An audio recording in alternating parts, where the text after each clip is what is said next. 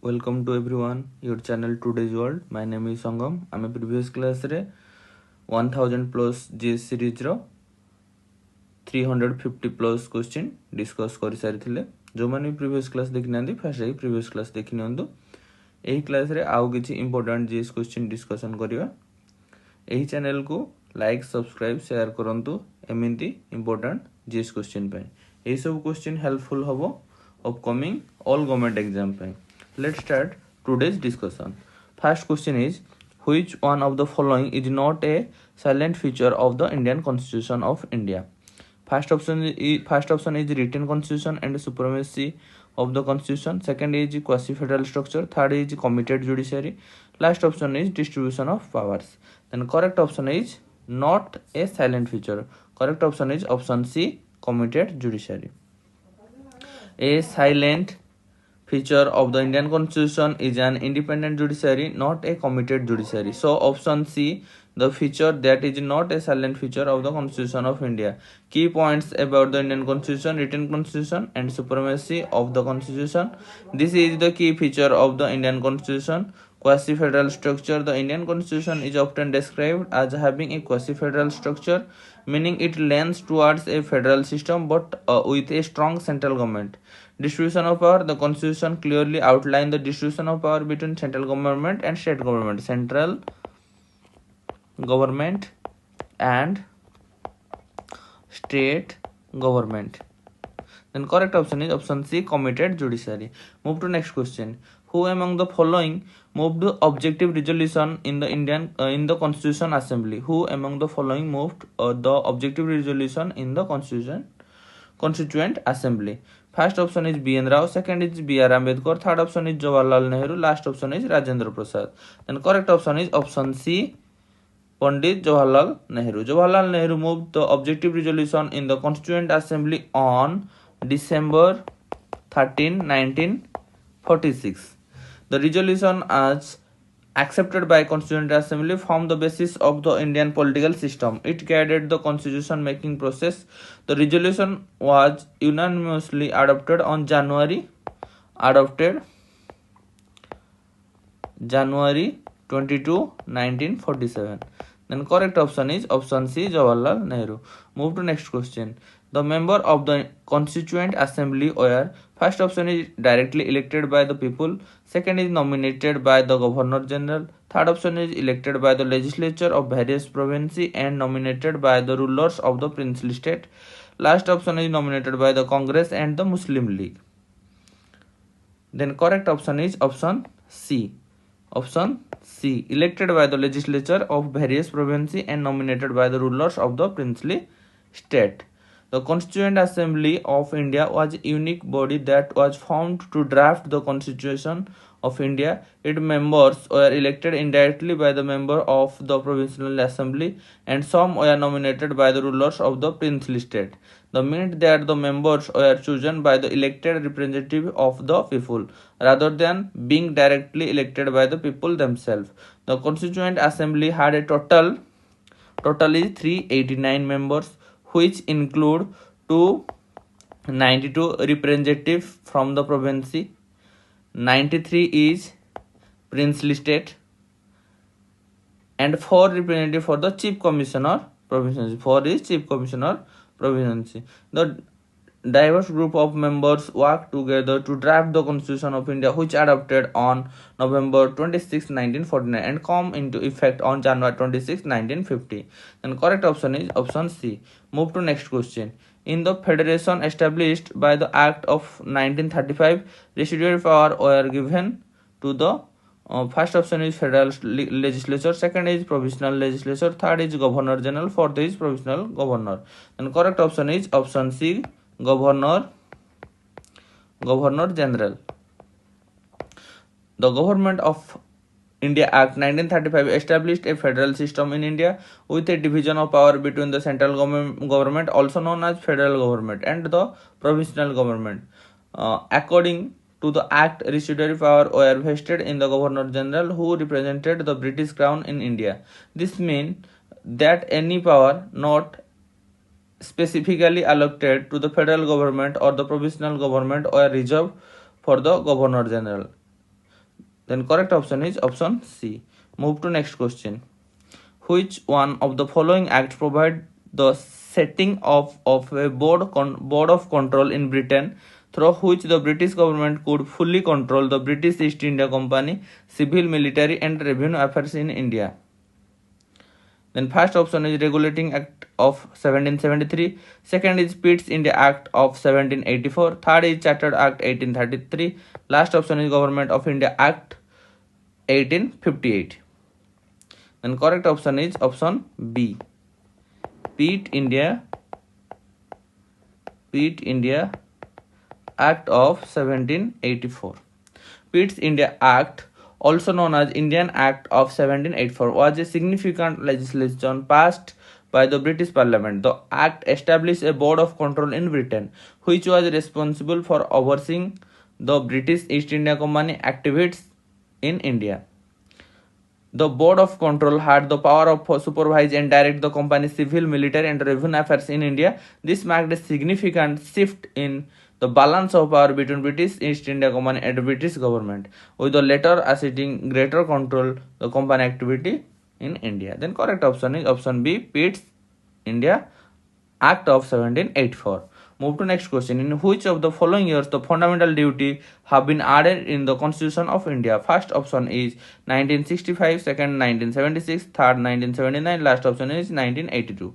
Then correct option is option B, 1976. Correct option is 1970. Correct option is 1976. The fundamental duty were added the Constitution of India through 42nd Amendment Act 1976. This amendment introduced new part 4A to the Indian Constitution, which consists Article 51A outlining the fundamental duty of citizen. The fundamental duty include to abide by the Constitution and respect its ideals and institutions. Then second is to cherish and follow the noble ideals that inspired the national struggle for freedom. Third is to uphold and protect the sovereignty, unity and integrity of India. Then to defend the country and render national service when called upon to do so. Then last is to promote harmony and spirit of common brotherhood amongst all people of the India.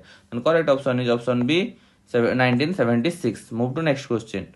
The directive principle of state policy are fundamental for the first option is upliftment of backward classes, second is protection of individual rights, third option is administration of justice, last option is governance of state. Then correct option is option D, governance of state. The directive principle of state policy are guidelines that are fundamental to governance of the state.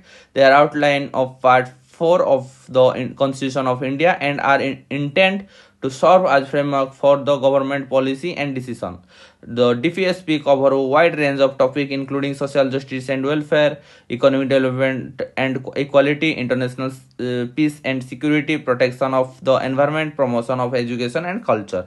Then correct option is option D, governance of state. Move to next question. The right to property was removed from the list of fundamental rights enlisted in the Constitution through which one of the following amendment? First option is 73rd Amendment, second is 23rd Amendment, third option is 44th Amendment, last option is 76th Amendment. Then correct option is option C, 44th Amendment. 44th Amendment.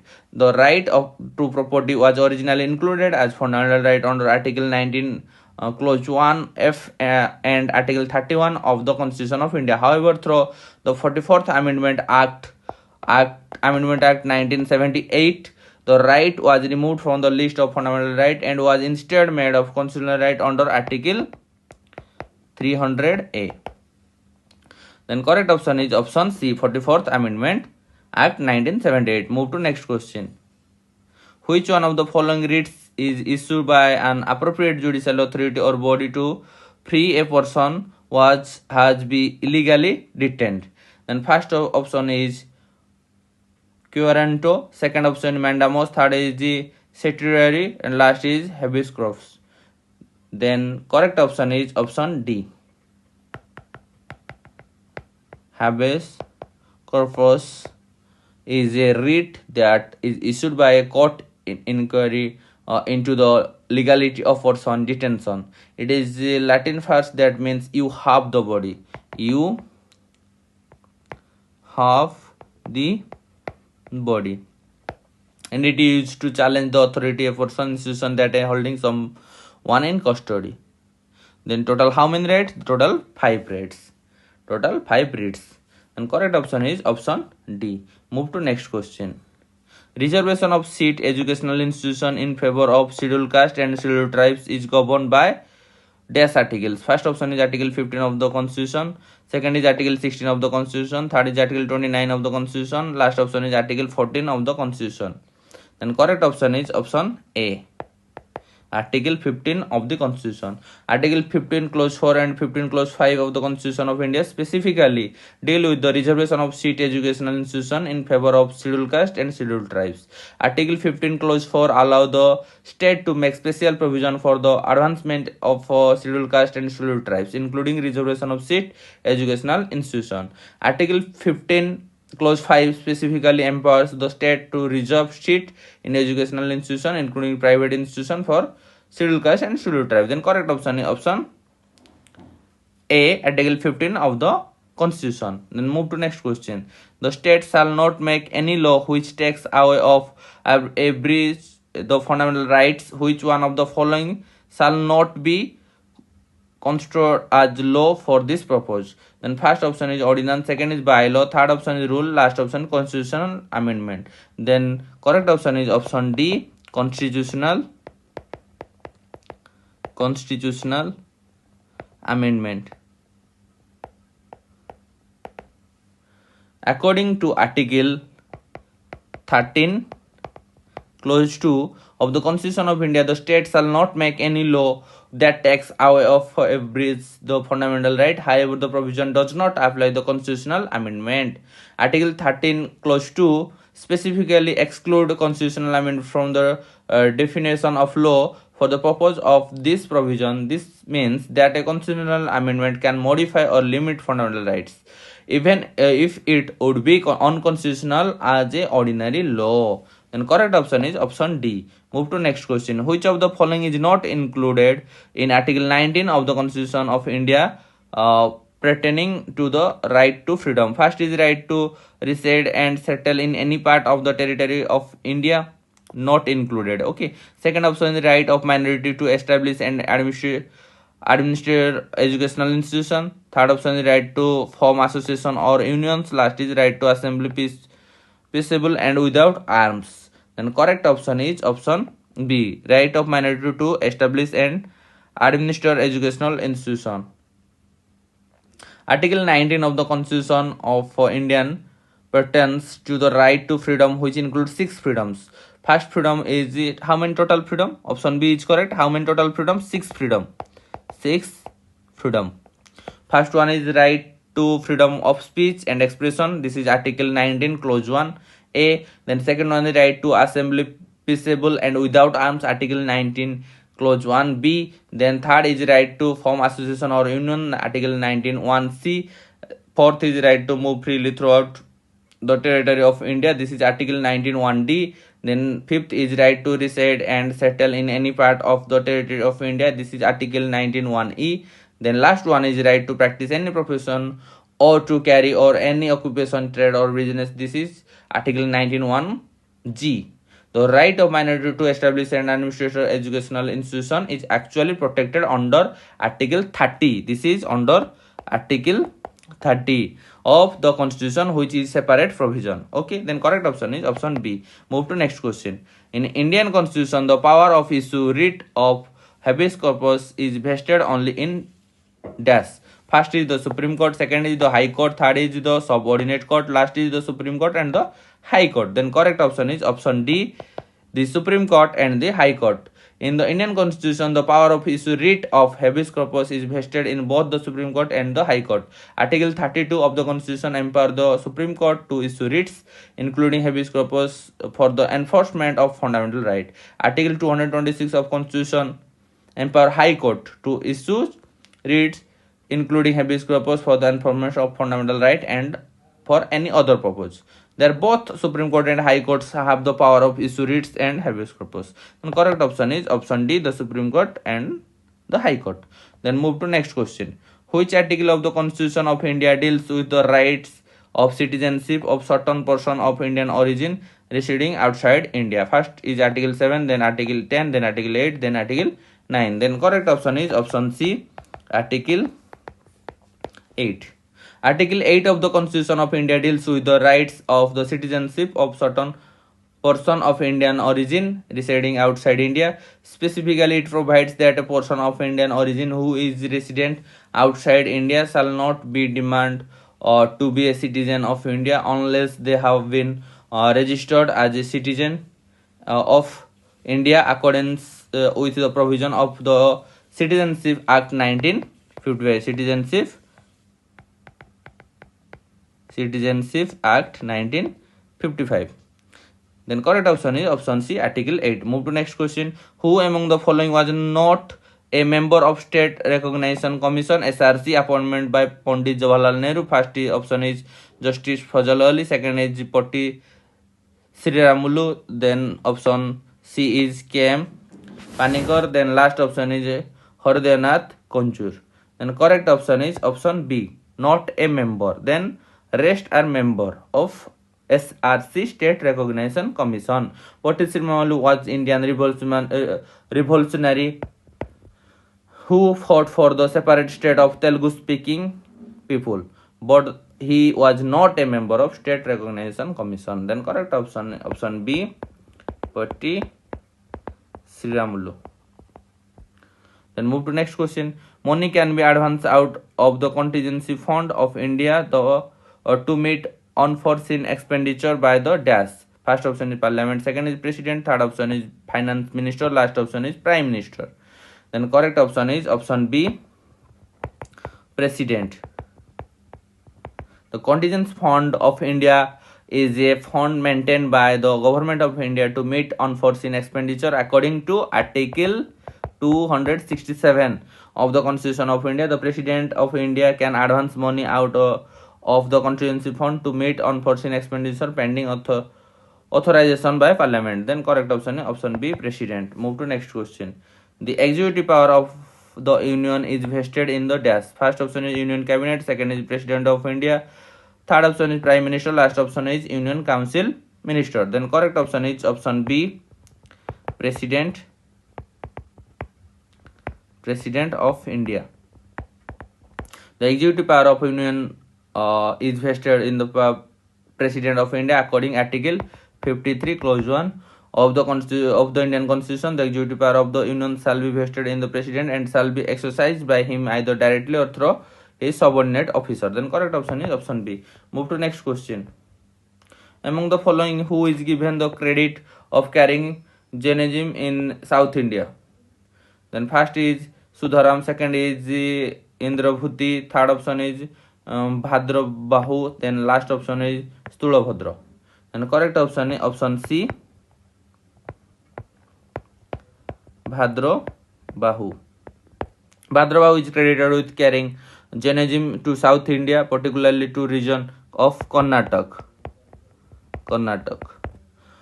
According to Jain tradition, Bhadrabahu migrated to Karnataka with a group of Jain monks during a severe famine in the Magad region. He spent 12 years in Karnataka and helped establish Jainism in the region. Bhadrabahu migration is the South India considered a significant event in Jain history as it helped spread Jainism to new regions and establish a strong Jain presence in South India. Then move to next question. Which one of the following is not included the eightfold path of Buddhism? First is right speech, second is right contemplation, third is right desire, last is right conduct. Then correct option is option C, right desire. Not included. The eightfold path consists of right view, right intention, right speech, right action, right livelihood, right effort, right mindfulness, and right concentration. When right desire is not listed. Then move to next question. Which was the first capital of Magadh? First option is Pataliputra, then Vaishali, then Rajgriha, last is Champa. Then correct option is option C, Rajgriha. Rajgriha, also known as Giribharaj, was the first capital of Magadh, is located of the Nalanda district, Bihar. Okay, thank you. End of the today's session. Please subscribe, like and share this channel for more important GS question. Thank you. Jai Jagannath.